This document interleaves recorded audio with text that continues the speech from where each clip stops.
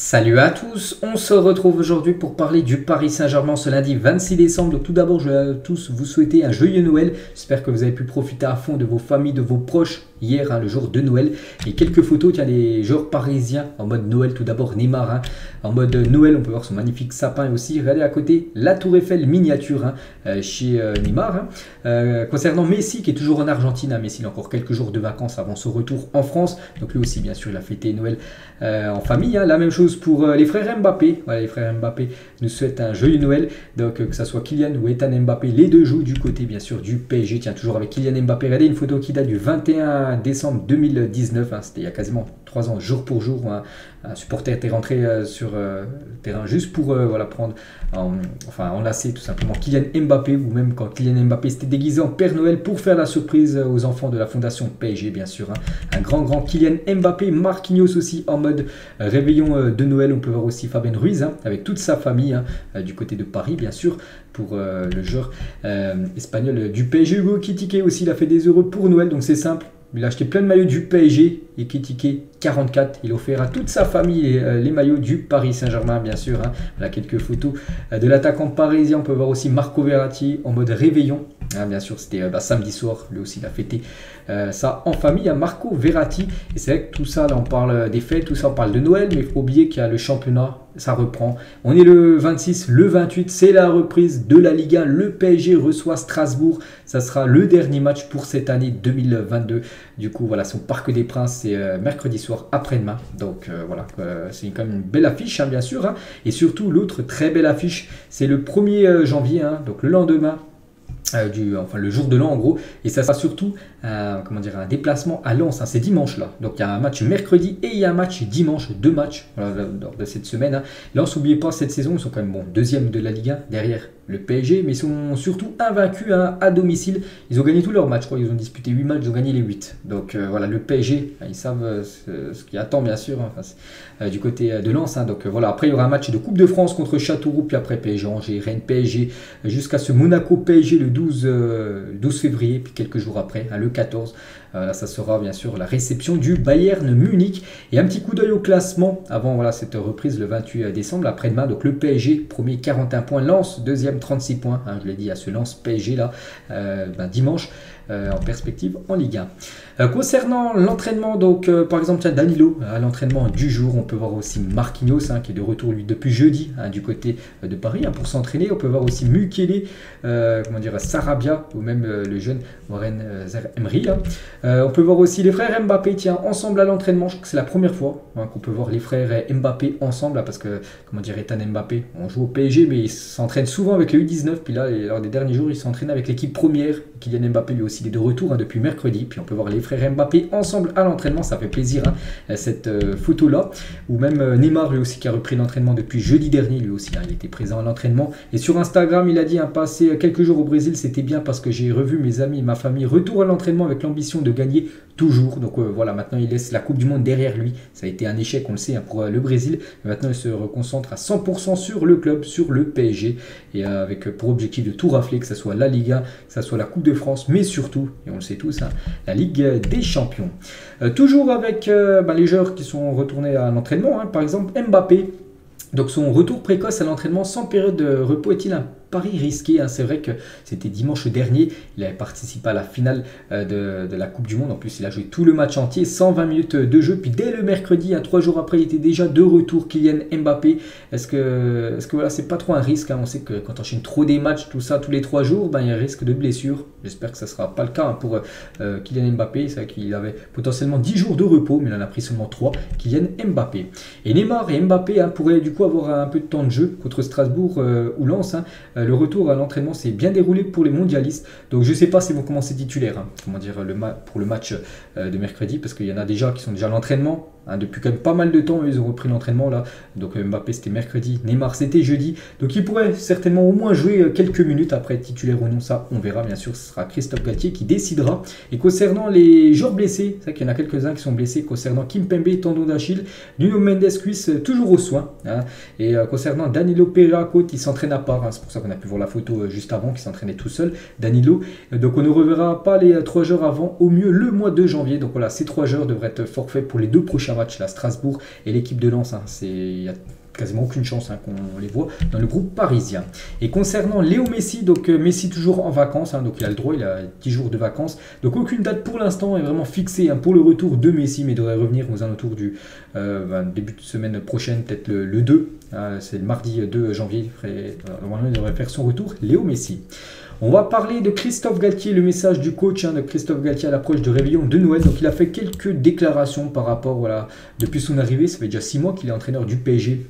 Donc j'ai un seul objectif, être heureux comme je le suis depuis 6 mois à Paris. J'aime ce groupe, ces joueurs, j'espère vivre la deuxième partie comme j'ai vécu la première avec beaucoup d'envie, avec beaucoup de détermination, motivation et beaucoup de plaisir. Il a également dit, Christophe Galtier, je me sens très bien, cette coupure nous a permis de récupérer, de s'oxygéner, mais aussi de rester très concentré puisque nous avons suivi cette magnifique Coupe du Monde. Il a également dit, c'était à la fois une période où j'ai récupéré et profité de mes proches, mais aussi où j'ai pu voir des matchs de très haut niveau et suivre nos internationaux qui étaient engagés dans cette Coupe du Monde, toujours avec Galtier. Lors de cette pause, on est revenu sur les premiers mois, l'utilisation de l'effectif, les changements d'organisation, les changements d'animation, en essayant toujours d'améliorer cette équipe parisienne. Toujours avec Christophe Galtier, on a réalisé une très bonne première partie de saison, on s'est amélioré match après match. L'équipe marque beaucoup plus de buts, mais il faut corriger des petits défauts. Dans l'ensemble, je suis satisfait de l'évolution de l'équipe, de l'effectif et du jeu. Et il a également dit, il y a eu la Ligue des Champions, toute la phase de poule a été jouée en peu de temps, il y a quasiment un match de Ligue des Champions toutes les semaines. Cette compétition n'était pas une découverte pour moi, mais l'exposition ici à Paris est tout autre. Il y a les 3 dernières déclarations de Christophe Galtier qu'il a pu dire avant cette reprise de la compète. Donc c'est une première pour nous, coach, d'avoir une coupure de 6 semaines avec des joueurs très sollicités lors d'un mondial. On a poussé au maximum, nos réflexions nous permettent aux joueurs d'être au meilleur de leur forme dès la reprise. On a beaucoup travaillé pendant cette coupure de 20 jours, on a réalisé un gros travail de préparation physique, mais avec toujours notre méthodologie, avec du ballon, beaucoup de travail technique aussi, pour finir avec lui. Donc pour le site officiel du PSG, Christophe Galtier explique pourquoi. Or, il a eu un déclic contre Lisbonne, il a dit ça a été un déclic sur le fait de pouvoir passer dans une autre organisation. Vous savez qu'il a changé de dispositif, de schéma, donc en gros c'est le match au Benfica, il a eu le déclic dans sa tête de changer ça. Il a dit une autre animation, de ne pas rester figé sur ce que nous faisions depuis le début de la saison, avec une défense à 3, c'est pour ça qu'après il avait passé une défense à 4, genre défense en 4-3-3, tout ça. Donc c'est du côté du Benfica qu'il a vu ce déclic, qu'il allait changer et essayer d'avoir un autre schéma, un autre dispositif pour les autres matchs de la saison. Toujours avec Paris, donc le PSG ne travaille, par le mercato maintenant, donc le PSG ne travaille pas activement sur ce mercato hivernal, mais se concentre davantage sur l'été, 2023 plutôt. Donc Skriniar est toujours ciblé, ce défenseur de l'Inter Milan, c'est toujours une piste du côté du PSG.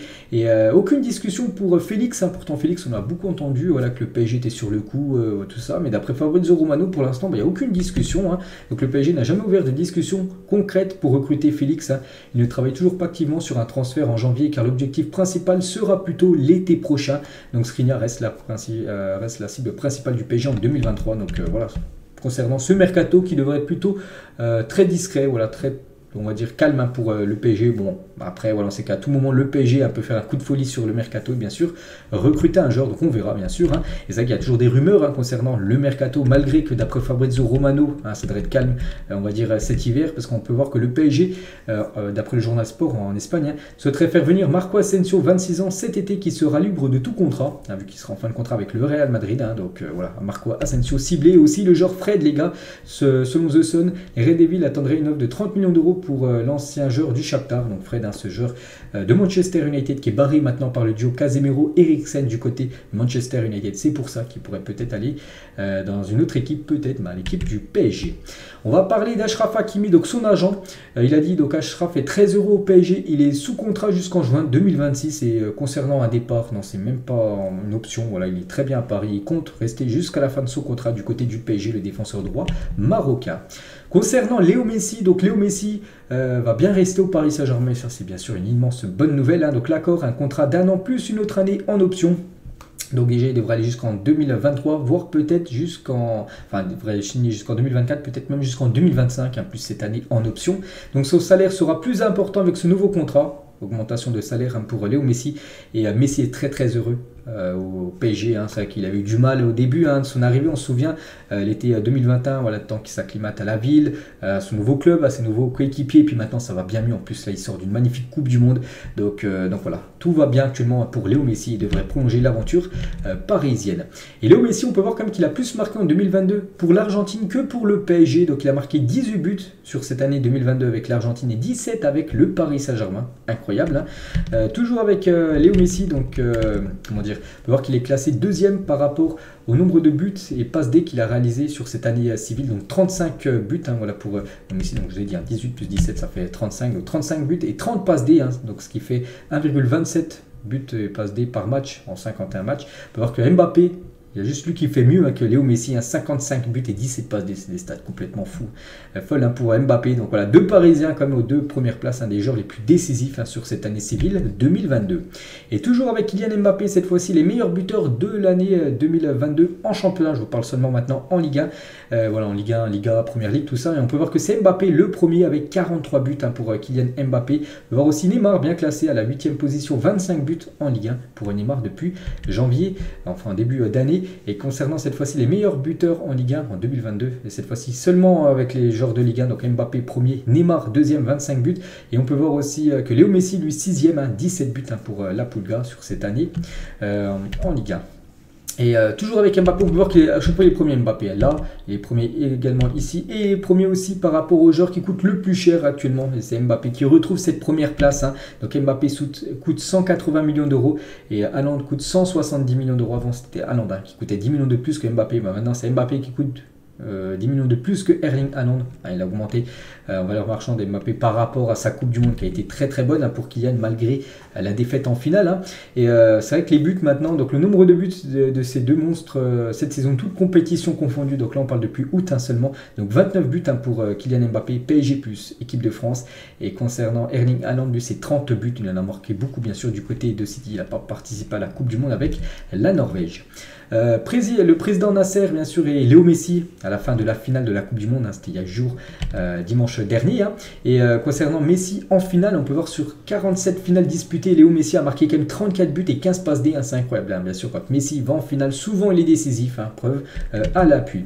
Et toujours avec Messi concernant cette demande qu'il aurait fait de présenter le trophée de la Coupe du Monde au Parc des Princes, on peut voir d'après Arthur Perrault, c'est un journaliste en gros qui n'a pas demandé, voilà, enfin il n'a jamais demandé au PSG de présenter le trophée de la Coupe du Monde au Parc.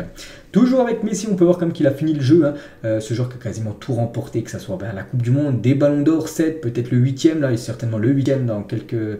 les souliers d'or aussi remportés par Léo Messi, incroyable carrière, et une fresque de Messi jusque dans les rues de Montpellier, ça on a, il est partout tout simplement, Léo Messi. Et une petite photo de Messi avec Kylian Mbappé lors de la remise des médailles, lors de la finale France-Argentine. Et Lewandowski l'a dit par rapport à Messi, j'aimerais jouer avec Messi avant de prendre ma retraite. Voilà, s'il veut venir, qu'il vienne au PSG. C'est vrai que le PSG le voulait l'été dernier. Robert Lewandowski, il a finalement signé du côté du Barça. Mais s'il veut jouer avec Messi, qu'il vienne au PSG. Je pense que le PSG serait très ravi, bien sûr, d'accueillir Robert Lewandowski en tant que numéro 9 de l'équipe. Regardez, tiens, toujours avec l'équipe, mais cette fois-ci le journal L'équipe qui présente son meilleur 11 sur cette année 2022. Et on peut voir, deux Parisiens, Mbappé et Léo Messi. Donc félicitations aux deux joueurs. Toujours avec Léo Messi, on revient. Donc au cas où Cristiano Ronaldo signe à Al Nasser, il pourrait affronter du coup Léo Messi le 19 janvier prochain. Ça sera l'occasion de la Riyad Saison Cup. Al Nasser et Al Hilal joueront contre le PSG. Ce sera un petit tournoi. Le PSG partira en stage là quelques jours. Il jouera contre ces deux équipes. Et du coup, on entend Ronaldo qui pourrait signer à Al Nasser. Du coup, Ronaldo pourrait jouer contre Messi, bien sûr, si un PSG Al Nasser. Toujours avec le PSG, on peut voir le rédacteur en chef de France Football et responsable du Ballon d'Or, Pascal Ferry, quitte ses fonctions et devient le directeur de la communication sportive du PSG. Voilà, quelqu'un de nouveau au sein du club. Toujours avec le Paris Saint-Germain, on va parler de cette légende. Pour moi, c'est une légende du côté du PSG, c'est Blaise Matuidi. Donc il a mis ces mots.